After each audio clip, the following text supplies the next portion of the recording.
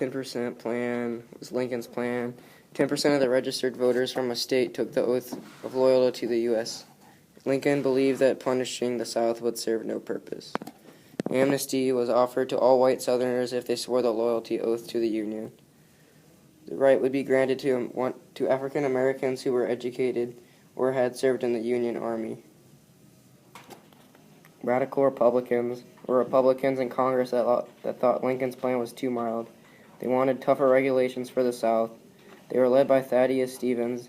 They voted to deny seats to representatives from the states that were reconstructed under Lincoln's plan. It was made to help freed slaves, but also help Southerners who had supported the Union. They distributed food and clothing, and provided medical services. Lincoln was assassinated, and now the Reconstruction shifted. Uh-oh. The first thing Johnson did was to prepare to prosecute General Lee and the Southern leaders. Lee sent a letter to Grant, and Grant walked into his office and told him that he would resign if Lee and the other Southern leaders were prosecuted. Most Southerners were given amnesty after they swore the loyalty oath to the Union.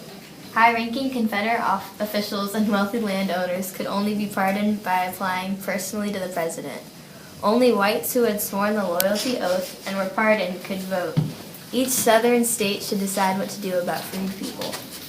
States had to ratify the 13th Amendment. Under the North, these laws were created to control the freed men and women and were used to exploit the African American workers. It became like slavery in disguise. Congress passed a series of laws to stop the South from taking away African Americans. Vetoed both because he thought they overstepped the power of the states and were passed by only Northern representatives. Republicans controlled a majority in the House and the Senate, which made presidential vetoes impossible. The first Reconstruction Act called for governments in the 10 Southern states that did not ratify the 14th Amendment. Only Tennessee had ratified. Johnson strongly opposed radical Reconstruction and had the power as commander-in-chief to direct the actions of the military governors. To stop him, Congress passed laws to limit the president's power. The Amendment prohibited the state and federal governments from denying the right to vote to any male citizen because of race.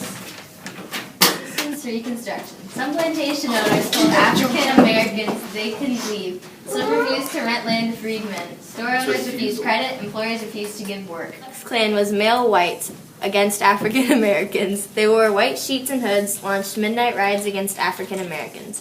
They burnt homes, churches, and schools and killed many. Economic crisis of 1873. Unemployment rose to 14%. Northerners began to lose interest in Reconstruction and believed that the South should take care of it themselves. The South was left as an economic basket case. Radical Republican leaders left the political scene, and then the Amnesty Act pardoned most former Confederates. Nearly all white Southerners could vote and hold office. It restored full rights to people who supported the Democratic Party. In Southern states where whites held a majority, they won state governments. In Southern states where blacks held a majority or where there was an equal number of blacks and whites in the state, the KKK and other groups terrorized Republican voters, blacks, Democrats won state government. Compromise of 1877. Deal to settle the election dispute. The election between Samuel Tilden and Hayes was a disputed election. Tilden won the popular vote, but there were 3 states that had some issues with their votes, Bush versus Gore. 4 months went by as they recounted votes, etc. Democrats in the South who adopted conservative policies. They saved the South from Republican rule. Lower taxes, less public spending, reduced government services. Southerners believed that the South lost because they didn't have industry. The South needed to update industries based on coal, iron, tobacco, cotton, and lumber. Hayes pulled the military out of the South and leads to Southern legislation. The South was divided by racism. Poll tax and literacy tests to vote, some whites couldn't read, and the grandfather clause allowed people to vote if their grandfathers or fathers voted if didn't pass the literacy test. Thanks for watching, guys.